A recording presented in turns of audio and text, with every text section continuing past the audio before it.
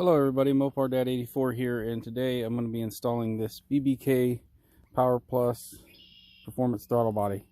The 78mm throttle body, and the stock unit is a 73mm. So you're a little bit bigger, a little bit better airflow. It's supposed to increase your throttle response, horsepower, and torque. And first thing we're going to do is unhook the negative battery terminal. This is in the trunk. You just pull up this little piece here, and there's your battery.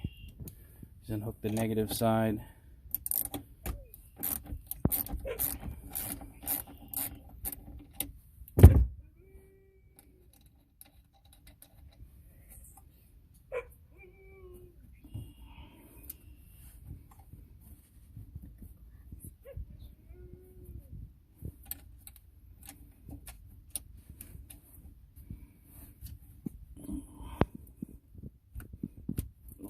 Trouble getting it off one-handed. There we go. Anytime you're doing anything electrical, you should unhook the negative battery terminal.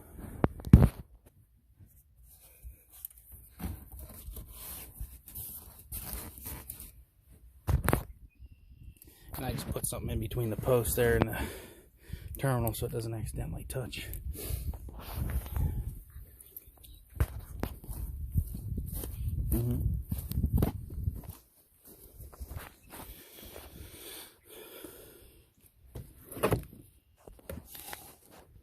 Now back up front, we're just going to remove this cover, and then we should be able to see the throttle body right after that.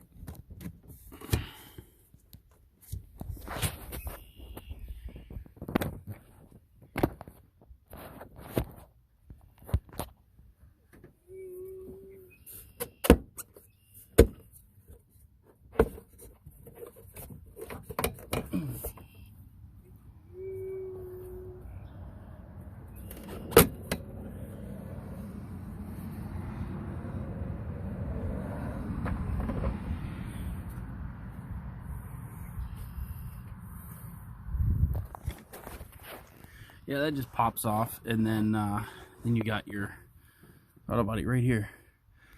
So of course I have an aftermarket cold air intake. So I mean it's going to be basically the same process with your stock box. If you have a stock box, I would recommend, if you're going to be doing the throttle body, to have the intake as well. I would get the intake first, because the throttle body is decreased airflow, but if you're using a stock box, you're not going to really get much of a benefit there. If you got the K&N like I do, I've already got an insanely amount of increased airflow there. If you live up north like I do, where it's really cold, then you're going to benefit, because you're sucking in cold air and you're increasing the airflow. So you're getting more air and you're getting cold air, and increase, the airflow a little bit further with the throttle body. So I'm going to take these loose, and then there's just 4 bolts inside of there holding the throttle body on, and then I'll be right back. So as you can see, I just loosened it, brought it back a little bit, and then from there I'll have enough space to get these 4 bolts. I already removed this little connection here. All you do is slide this little red piece back, slide it back, and then push it in, and you can pull it back. Then this little piece just clips on here like that. That just slides out, and then that's it. Now I'm going to remove those 4 bolts and then put the new unit on. So here they are side by side, and you can easily tell the difference. The BBK throttle body is noticeably bigger, so that's more airflow she's going to be able to suck in when you hit the throttle. Also, you can see where it's thinner here, and that's somehow they got it a little bit bigger. It's thinner as well. You can see how it's smooth, pretty much smooth going in, whereas here you can see a lip. There's a noticeable lip there. So you can see where the difference in airflow is going to be a little bit better here. As well, of course, they stamp the top of it, so that looks pretty cool. And then when I took the old one off, the seal did pull out of here, and it was actually still on the throttle body. So you just take it off, clean it up, push it back in, and then it's ready to go. We just put the new one on. Put the new one on, bolt it in, don't tighten it, don't worry about trying to get it too tight, because this is plastic. You'll strip it out pretty easily, break it. And when I took the old one off, they were pretty loose. They weren't real tight. So, I mean, I don't know the exact torque rating, but it's not much. So, I'm going to go ahead and put the new one on, tighten it down, put the clamp in, put my cold air intake hook back up, and then we got to go through the relearn process for the system to relearn for the bigger throttle body, relearning the throttle. So as you can see, everything's hooked back up. Hook this electrical connection, this one here, hook it in, push the pin back up. Same thing with these. Remember, you're cranking down on aluminum, it's not real thick, so snug it down. You don't have to be you're not tightening down lug nuts or anything like that. So don't crank it down real hard. This is what I used to tighten everything. So do something like this. Don't be cranking down on anything real hard or you're gonna break something. And that's how she looks, all hooked up. And then now we just need to go put the negative terminal back on, and then we go through the relearn process and put my cover back on, and that's it. Okay, so in the car now, the car's running. I just did the relearn process, and if you need these directions, you can just go on BBK's website and print a copy off, or just jot it down. There's not much to it. You just turn the key to the on position without starting the engine. Slowly press the gas pedal to the floor and then release it 3 times. On the 3rd time, hold it to the floor until the check engine light flashes, and it'll stop flashing. Then release the pedal, turn it off, turn the ignition off, and then the relearn process is done. Then you just start the engine and you're done. So there wasn't much to the relearn process. Again, you just go on BBK's website and you can print a copy of the relearn process off. And I'm just gonna, I'll see how it does, and then I'll make another video on the results of what, you know, if you notice any mile per gallon gain, throttle response, any, you know, performance, you know, horsepower, torque response, see if I noticed anything. And so just be on the lookout for that, and please do subscribe, like, and share my videos, and I'll see you in the next video. Thank you. So the kit is installed, and we've relearned the throttle position, and I did drive the car a little bit after, and we're going to do a little drive now, and I was really impressed. I really didn't think that the throttle body was going to do much. I wanted to do the mod because it's an easy mod. It's really easy, it's quick, it only takes about a half an hour to do, and if you get any gains from it, then, you know, it's one I want to do, you know, because I want to basically put every mod that I can get, you know, on the car. And it's a quick, easy mod, you know. But right off the bat, starting it up, I mean, it just sounded so much better, smoother. Really surprised me. And then when I just touching the throttle a little bit, just not even trying to goose it or anything, it would ramp up a lot quicker, a lot more responsive than the stock throttle body. All in all, it just seems premium. It seems like it's a premium made product, better than a lot better than the stock. I don't know if it's just made better, you know, higher quality, or it's just, you know, a combination of higher quality and a bigger opening, but it definitely makes a difference. It's definitely worth it. I haven't done any 0 to 60 pulls yet, but just from the little bit that I've gotten onto the throttle a little bit, it seems like it takes off quite a bit quicker, and it was already quite fast to me, you know. You know, a lot of people, they knock on the V6s, they don't really give them a chance, or even drive the car, they just want to say, oh no, it's not fast enough before even driving it. But I think with most people, the car is probably faster than anything they've ever driven, and that's the case with me. You know, it's by far the fastest vehicle I've ever owned.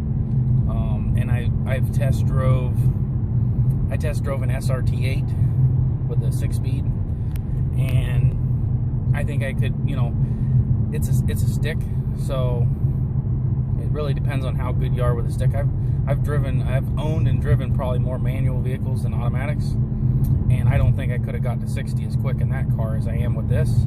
Now, as far as after 60, you know, then, you know, that car would eat this up. Obviously, it's got a lot more horsepower, but stoplight to stoplight, this would beat it almost every time. Again, it just depends on how good you are with the stick. Obviously, with a stick shift, you got to work the clutch. If you don't give it enough gas, you stall it, which I did once, which I felt silly in the test drive, stalling something with that much power. But if you give it much gas, then guess what? You're spinning the tires, you know, or you're burning the clutch. You don't want to burn the clutch. You don't want to spin the tires. You don't want to stall it, especially if you're trying to race, if you're in a drag race or something.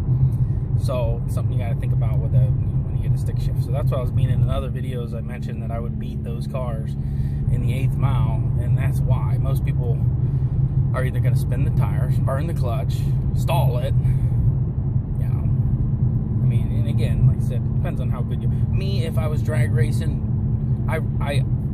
a stick shift, I'll find what revs works driving the car, and I'll launch it at that revs. Basically, rev it to 2,000 RPMs and pop the clutch.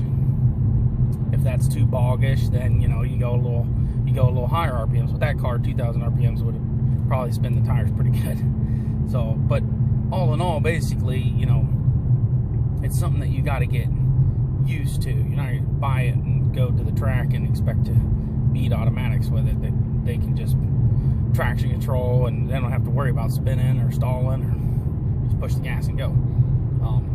All in all, I like stick shift, but you need to spend a little more time in the car and get used to what RPMs you're going to launch and pop the clutch,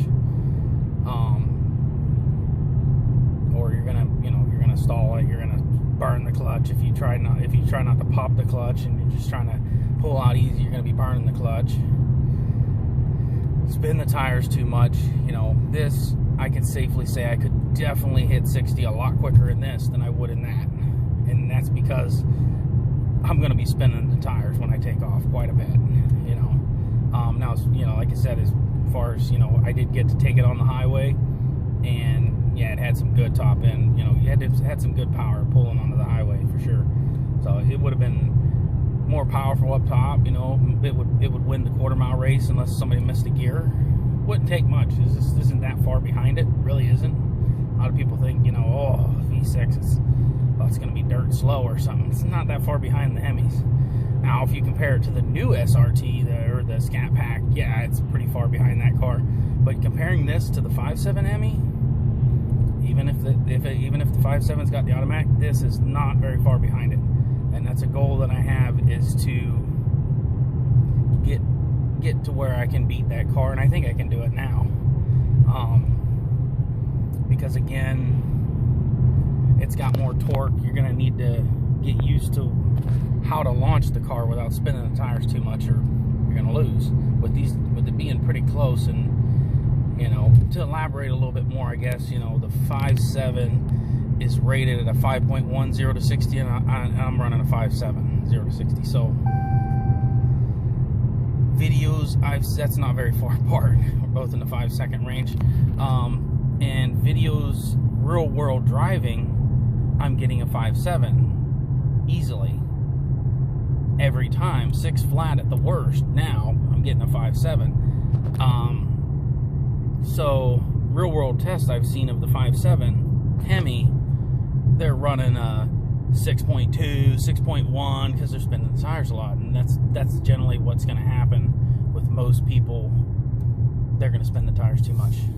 They're just going to put it to the floor and go, and they're going to find me beating them in the 8th mile quite easily, possibly beating them in the quarter, because I'm able to just put it down and go, and my car takes off pretty dang quick, you know.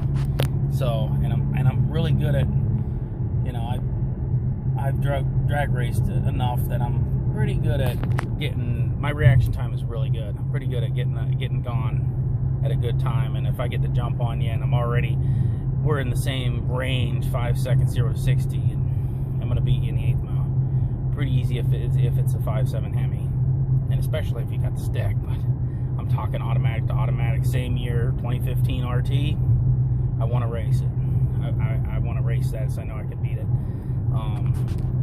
Looking at the specs, looking at the 0 to 60 and quarter miles times of both cars are not real far apart, and the real world tests that I've seen, I can pretty easily beat that car in the 8th mile, and possibly in the quarter. Depends on how good a jump I get and how bad a start he gets, because obviously he's got more horsepower, so once he gets rolling, he should beat me in the quarter. But more mods are going to be coming to the car to where the horsepower difference gap isn't going to be that much either.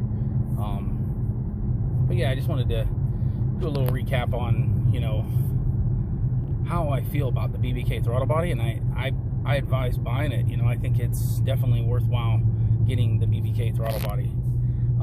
The throttle response, like they claim, is a lot better, and of course they claim a increase in horsepower and torque, and I think it's like 9 to 14 horsepower gain, and I would say it's that, at least. It might be more than that. I wouldn't say it's less than a 9 for sure. It definitely feels like it's a good 10 horsepower or more. It's a definite difference. I like it, you know. So as far as miles per gallon, I haven't got to test that yet, but I'll probably do another video and do some 0 to 60 pulls, and then after that check the miles per gallon and see if it increased those, because yeah, of course they're advertising improved horsepower, torque, miles per gallon, throttle response. Throttle response is definitely a big difference. Definitely has a lot better throttle response. Horsepower and torque, I like I said, I feel like it's definitely there. It's definitely 10 horsepower or better. Wouldn't be surprised if it's more than the 14. It's got to be in there or a little higher. So yeah, I recommend it. It's about 450 bucks. That's a downfall. The plus side is it only takes about 30 minutes to install. So I'm looking to basically install any easy performance horsepower, you know, bolt on that I can, except for the supercharger right now, because that's real expensive. But I plan to get everything else and see how it does. And I believe, you know, I believe I'm right there with what an RT Hemi, the 5.7 Hemi, will be able to run, especially if I'm running 8th miles. Quarter mile, I still think I can take them, but it's going to be harder because they're going to have a little more power, a little more horsepower to run down the track to catch me in the quarter mile. So, but that's my recap on the throttle body. I do think that it's definitely worthwhile getting. Again, it's about 450 bucks for the BBK Throttle Body, improved from a 73 millimeter to a 78. So 5 millimeters of increased flow. It doesn't sound like much, but when you compare them, you look at them, there's a pretty good bit of difference. And the feel of driving it, it's a lot of difference. The car runs smoother, seems to idle smoother. It takes off a little quicker. The reaction time is instant. And with the other throttle body, it seemed like, you know, it'd take a little split second to react. You didn't really notice it until you put this on. Then you notice, oh yeah, there's definitely a reaction difference. So yeah, I think it's definitely worthwhile getting this throttle body. Again, 450 bucks, about 30 minutes to install. The worst part is the 450 bucks for the part, but I didn't think it was totally going to be worth it. I wanted to get the rip coil packs before this, but this was a quicker, easy mod to put on right now, so I got it. And then I believe the next mod will be the rip coil packs. They're cheaper, and I thought they would make a lot more difference than the throttle body, but now I'm not so sure, because they advertise about a 12 horsepower gain, and I feel like I got that and then some with the throttle body. Really surprised me, blew me away. So I recommend it. Definitely recommend it. So if you would like, share, and subscribe, and I'll see you in the next video. Probably the next video we'll be running the car a little harder in the next video and seeing what difference it made 0 to 60 times.